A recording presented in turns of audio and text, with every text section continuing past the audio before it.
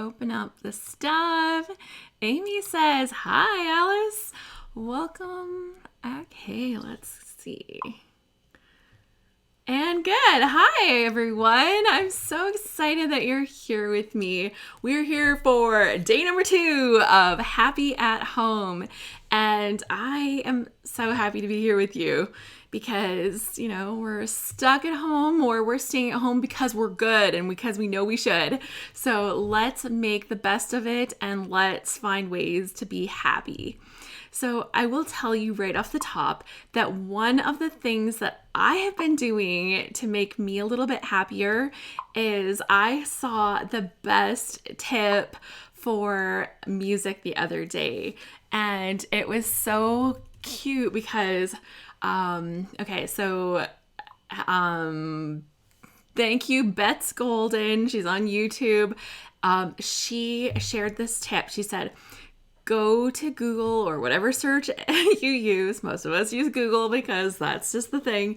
And she said, look up the year that you were 12 and see what the top songs of that year were.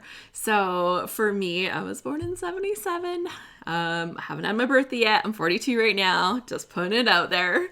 And I am So I looked up the top song of 1989, and the first one that came up was Right Here Waiting for You by Richard Marx, and I was like, oh, this is a super good idea. So then I was looking at other songs that came out in 1989, some of the top songs of that year.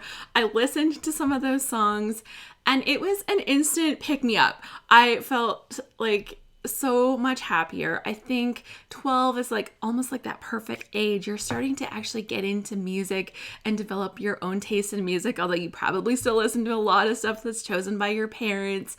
But it was just such a good way to have that little bit of happiness. Music on a whole can do that for us, right? You hear a song and it takes you back to this place and you think about that and you're just like, oh my goodness, I hear the song Lady in Red and I'm instantly back in cadet camp as a teenager. And Mickey says 1983 sweet dreams are made of these. I know, it is so funny. So best recommendation of the day to be a little bit happier in your daily life right now. Find the top songs of the year that you were 12 and listen to those songs or listen to a couple of those songs. And if you don't know that first song, maybe it's not your genre, maybe it wasn't your thing, look for the right ones. I'm sure that you will find something from that year and you will just be like, that was the best thing ever. Another good one is to look at the year you were 17 or graduating because we have so many memories. If you're like me, you had actually a grad song that your grad played. And it's so funny because I actually did not like our grad song at all, but I hear it. It's country. I'm not a country girl. I grew up in the country, but I am not country. But just hearing those kind of songs, the songs from the year you graduated. Sheila says 1993, UB40. I can't help falling in love with you. Oh my gosh. Yeah. So these are so fun. Chrissy said, I saw one that said, search your birthday. Lame for someone my age. I love the idea of searching when I was 12. Yeah. Or searching that year when you were in high school, because as a high school kid, oh my gosh, do you connect to the music that was big during your time, right? Think of how much of your youth, it's basically that soundtrack of your youth. So I suggest this to everybody. I thought that was a wonderful tip and I'm happy to pass that on to you. Mickey says, oh, I was in the era where everyone's graduation song was Vitamin C. The graduation song. Oh yeah. My brother's graduation, I think. Might have did that one too. Kelly says, Casey and the Sunshine Band, shake your booty. Christy says at 12, it's Hey Jude by the Beatles. I'm so excited. So everything in my world right now is circling back to the Beatles. I swear, like everything is.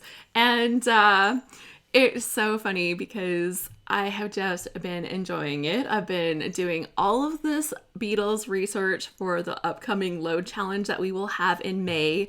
Registration will be opening soon, but I'll let you know. I'm so excited. It's the Layout a Day challenge, and we'll be doing that in the month of February. Our theme is the Beatles. It's actually called Abbey Load. So fun. So I can't wait to let you know when that's out. But yeah, see, everybody's sharing their songs here. Right now, it was the Locomotion by Little Eva. Vicky says that it's the Chipmunk song, Twist and Shout. Oh my goodness. Libby says Blue Moon by the Marbles. Oh my gosh, I love that song. And Mickey says, have you watched that show yesterday? No, I haven't, but it's on my list of things to do. I just literally have to find it. So yeah, lots of good things coming up for people with this suggestion. So that's awesome.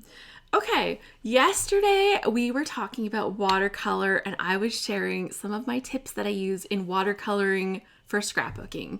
And I'm primarily a scrapbooker, but one thing I love to do is test different things, different techniques, and different tools and stuff like that.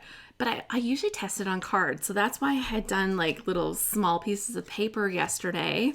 And I ended up cutting them apart. I didn't end up making a card because I like scrapbook pages.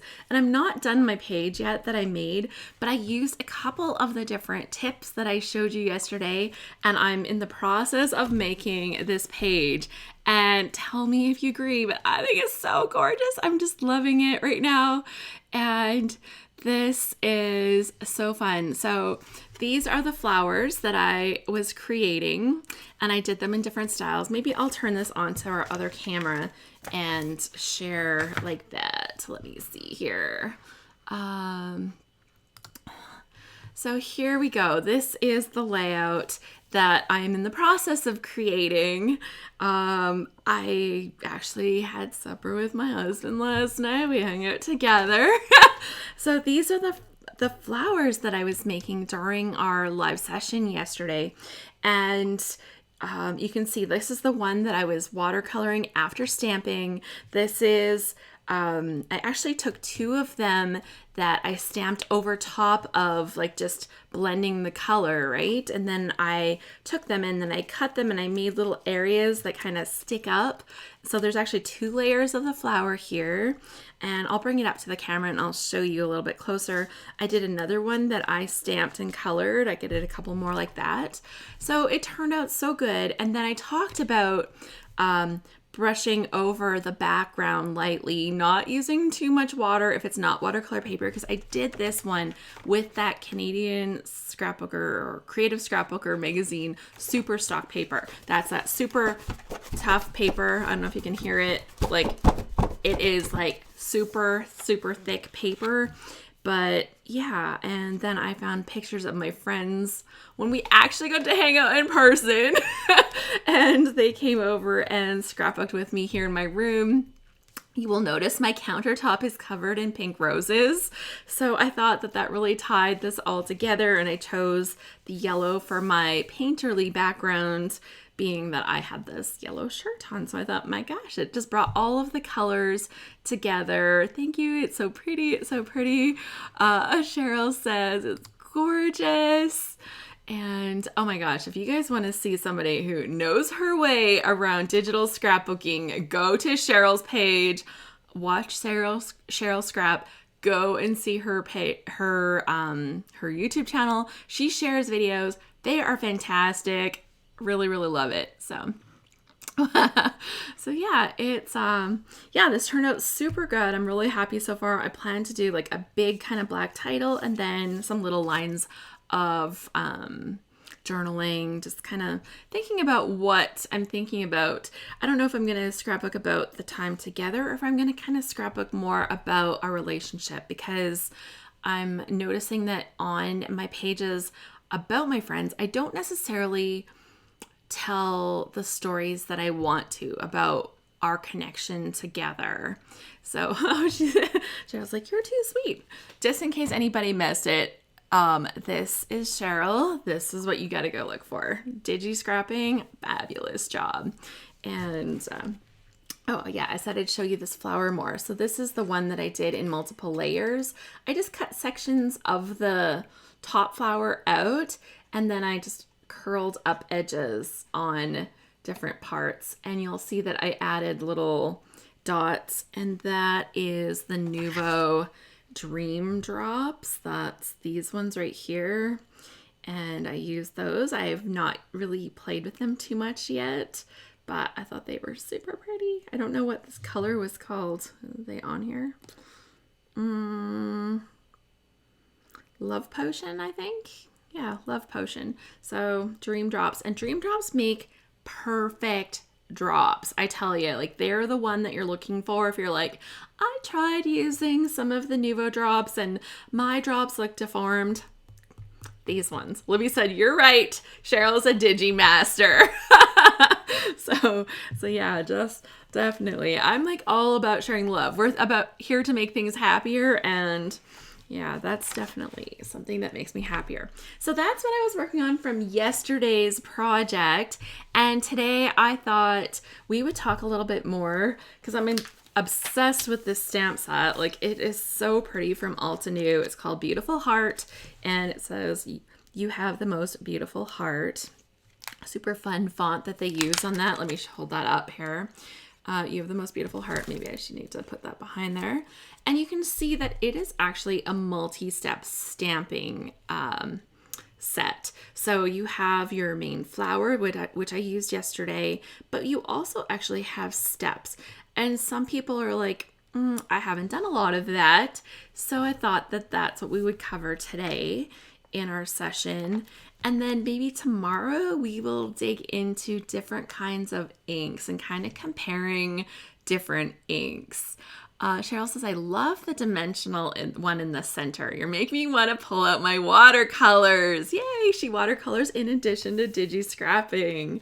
So that is super fun. Okay, so we're going to play with this.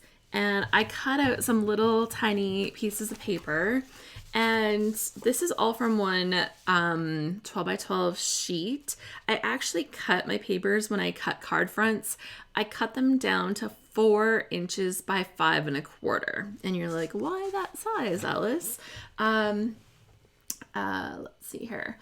Let me see if I can do this. I brought this new thing and I have this other option here. So here we go. Let's bring up color. This is my iPad Pro, and when you cut your paper into 4 by 4 1/4, so imagine this whole thing is 12 inches by 12 inches, and then you cut your strips into your what would normally be 4 by 6, but instead I do 4 by 5 1/4, 4 by 5 1/4. So these ones are 4 by 5.25. And when you do the sizes like that, you get 6 pieces. You get like an extra little bit at the end. You can cut that off first if you want, so that you actually have that strip available. And then it's kind of like a useful strip, right? So if I didn't have this here and you cut that strip off first and then you cut the rest of the sheet, you're actually getting way more usage out of this. Most cards, when you make a card, most cards are 4 1/4 by 5 1/2. That is like, it's called a quarter fold card, right? So that's the size of most cards. The front of them, the ones that you make, and it's called a quarter fold card because you take an 8 1/2 piece of paper, you fold it in half, and then you fold it in half, and then that's a quarter fold card. So that's a very common size that we see in card making when people make them. But to stretch my scrapbooking supplies, and so that's our first little tip today, to stretch my scrapbooking supplies, I always cut my card fronts down to that other size. let's go back here. I always cut them down to this 4 by 5.25, and that way I can use different paper to mat, or I can just use the card itself. Sometimes I just take that white card base and I ink around the edges of it, but then it allows this, whatever my base is, to kind of stand out off of there, and it creates an extra layer of dimension and it gets a lot more distance out of my scrapbook paper. So just giving you those little tips for that before we start.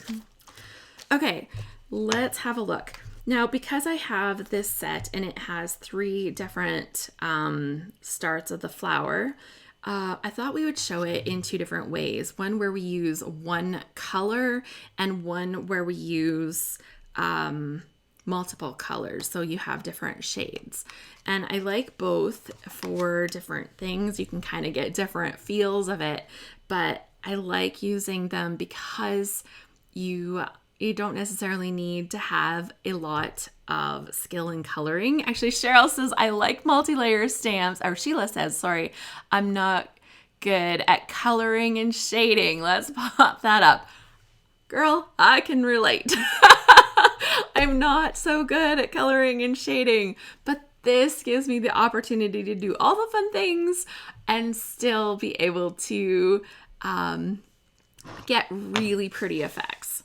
So let's take this paper, and I'm going to use this Distress Oxide. I think we're going to go with this picked raspberry color. And so first off, I'm going to show you like using different values. So this one is different because it doesn't have a full-on background, and you'll see what I mean in a second here. I'm going to do the first outline here. This is just Distress Oxide ink. Any ink would be good for this, pretty much. I'm going to put it just a little up here. So I've got my first outline. It's pink, it's pretty, and it's nice just the way it is, but we have more options. So using that same color, this is my Lawn Fawn stamp chamois. Doesn't look pretty, works really great for cleaning off your stamps. You just get it wet. It dries out and it becomes really hard, and you just get it wet, and you can rinse it out and clean all the ink out of it. And they might not look pretty, but man, they work super good. Okay, now I'm going to take this next layer right here, and I'm not going to use the first value of the stamp. I'm going to ink this up. Actually, I'm going to ink the stamp rather than stamp on the ink, or however you want to call it. Okay, so for what I'm going to do now is I'm going to stamp this off once, and then I'm going to take that lighter value and line it up. This is the hard part. This is where my head gets in the way, guys. Sorry. As I try to line it up. And yeah, such a clear image you get from that. Sometimes I push too hard and the lines get blurry. Basically, you need to make contact, and you'll notice I'm pushing a little harder on this because it's not like a fine, it's got detail, like the detail of the lines, but it's not the stuff. I can't get the ink out of my whammy. I don't know what you're trying to say there. I'm a little confused. So you can see that I've done the different value here, and we can actually take the next one.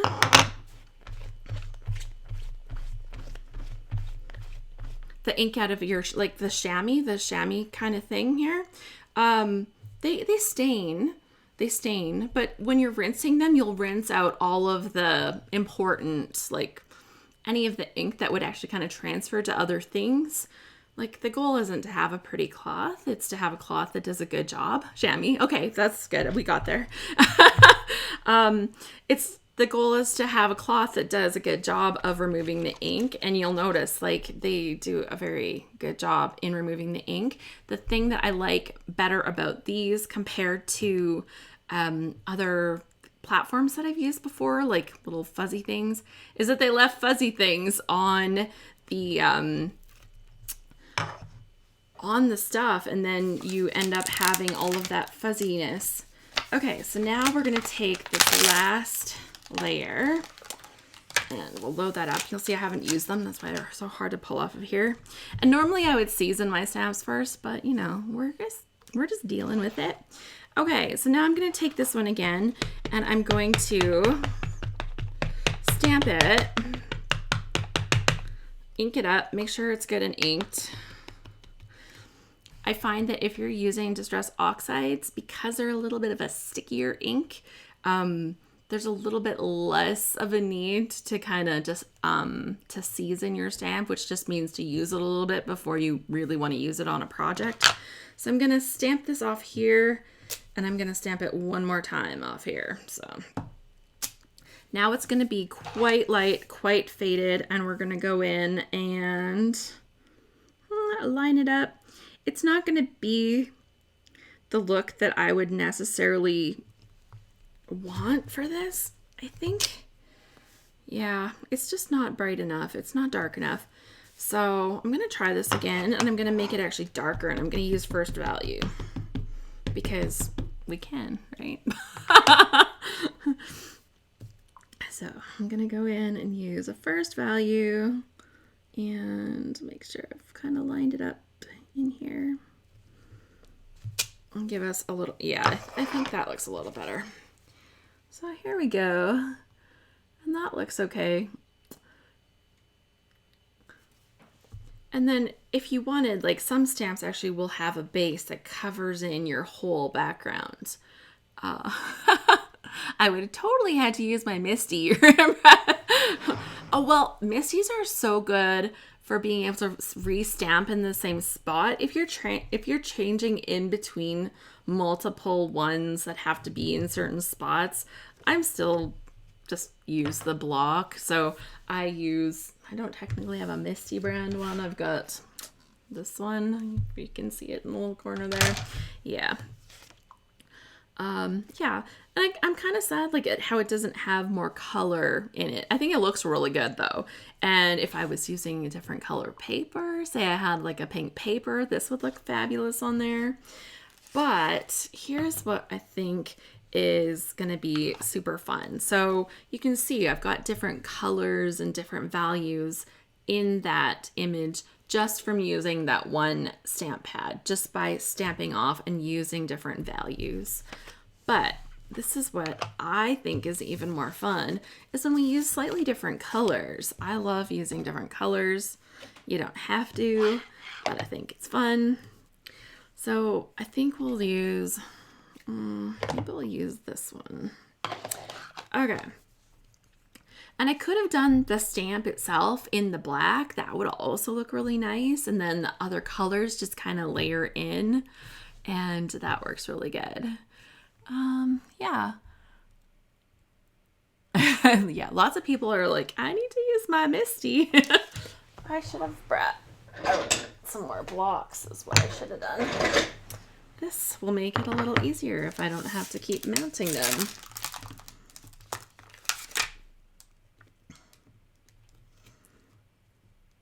Okay, and there we go.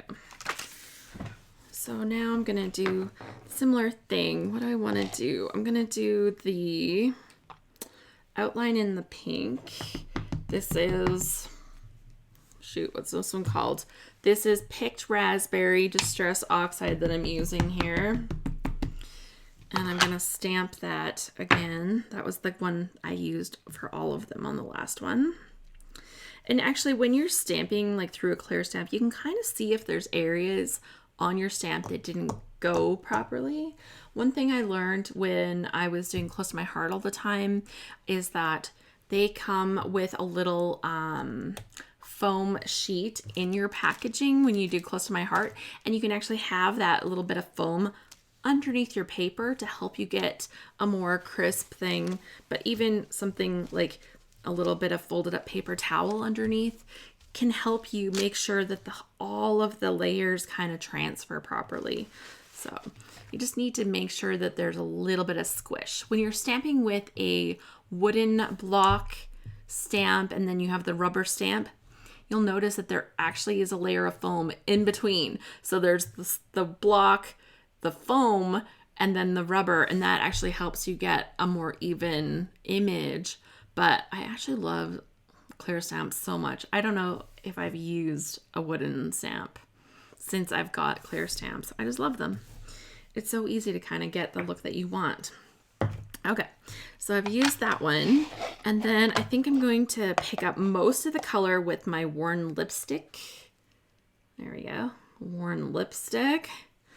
Let the camera refocus, and I'm gonna do the bigger image in here. And Kelly says I use an old mouse pad underneath my stamping. Yeah, and if you turn them over, like use the spongy part, that works really good.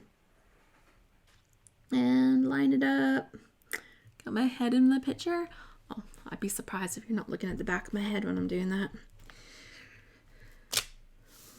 So now you can see the magic of two-step stamping. So pretty. And then I'm going to take this one. I didn't wash that one off. And I'm actually going to use one that's not so pink.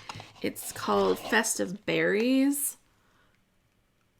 And it's a little more red. So let's get this one in there. And lining things up when I've got them on here a little crooked. Kind of fun. But you can see how just by using that really pops, like the little highlights and the colors and stuff. And yeah, if I used a pink paper, so pretty. Lauren says, I cut a piece of fun foam to fit in my Tim Holtz stamp platform, and it really helps to get a crisp image. Yeah, and I haven't had too many problems with mine, but I was doing a stamp last week, and it was the first time that I didn't get really, really great outcomes. So I will probably be doing that. So that is a fabulous tip. Let me put that up here so everybody can see. Cut a piece of fun foam to put in here so it layers underneath your paper, and that gives you that extra little bit of squish. And then you don't have to try to press like super hard, because pressing super hard is going to actually bend that acrylic or rubber photopolymer, whatever they're calling this clear stuff, right? It's going to bend it and you're going to get like squashy lines. Let's just give you a quick little example of squashy lines so you can really see what I mean. Let's do it in a brighter color so it's like very obvious. Okay, I'll use my green because that will. So when you touch it down, it's good. But if you really press on it, what happens is that, and this one didn't actually do super bad, but you can see how some of the lines are just overly squashed, right? They're way too squishy, and they don't have to be like that. So they don't have to be like that. You don't need like massive, massive pressure. Chrissy says, clear stamps allow you to put them where you want them. With wooden blocks, it can be a surprise unless you go the extra mile to use a special gadget. And who has time for that? I know, I like it to be easy. I like it to be easy. And yeah, so that's kind of a fun thing with doing the stamps. And with this set that I have here, it has the multi-steps for the flowers, but it also has the multi-step for the leaves as well. And then you've got like a little tiny little branch. So you've got like 3 steps for the big leaves, and then you've got a little branch of foliage that you can even fill in. So it's really a versatile stamp set. So I was really excited to get that one. I'm always looking at the cost of stamps and saying, like, how much will I use this? And I can see using this with the florals and stuff. Now, this is Distress Oxide, and I did not have my stuff with me here, but with Distress Oxide, they're water reactive. So I'm betting that I could probably use a little bit of water. Ooh, I have this. Here, I don't have a spot where I can like, here, I'm just gonna make a little puddle on my desk because, you know, that'll be fine. And I'm gonna test this. I haven't tried it, but I'm gonna test this and see if I can blend a little color. Okay, that's like too much water. I need to blot that off. Where's my paper towel? A little too much water. But I can definitely use that to blend some stuff. Not sure that I like the loss of some of the detail, but you know, it's called experimenting. It's paper, right? We discussed that yesterday. It's just paper. Lauren says Altenew stamps are so pretty. I love their florals. I know. They're so gorgeous. Expensive, but, you know, if you make the investment, then, you know, find a way to use them. Okay, so I have blended this to get a little more color in there. And I do kind of like it. I lost some of the definition, but honestly, what I would probably do if after coloring it like this is I would probably go back in and restamp that one layer again, like the one that gives you that crispness, and restamp that to give just that little crisp on top of this. So I'm gonna just let that dry and see how that turns out. So, Christina says, where did you get the cloth and what is it called? So I think you're talking about my stamp chamois, and that's what it's called, is a stamp chamois. And this one is from Lawn Fawn. And I think I ordered it from scrapbook.com. So I will leave you a link.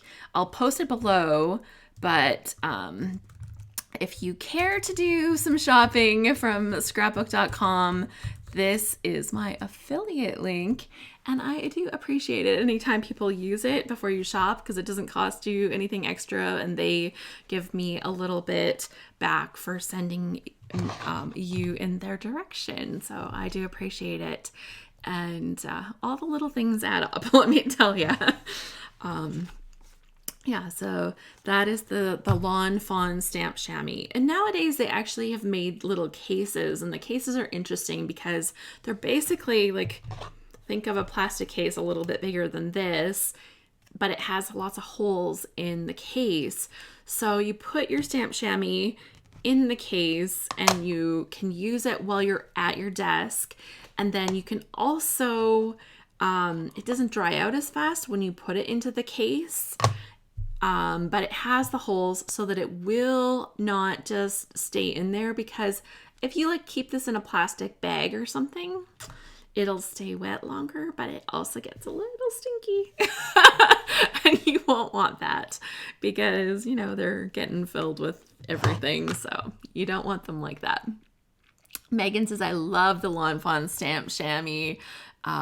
It was the first ones that I had noticed when that was becoming a thing. I've seen that there are lots of different ones.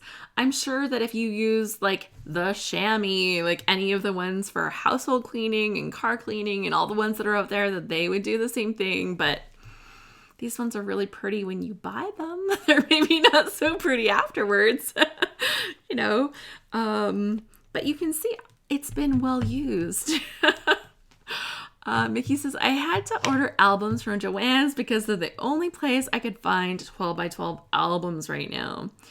The ones I have, let me go here to the me version.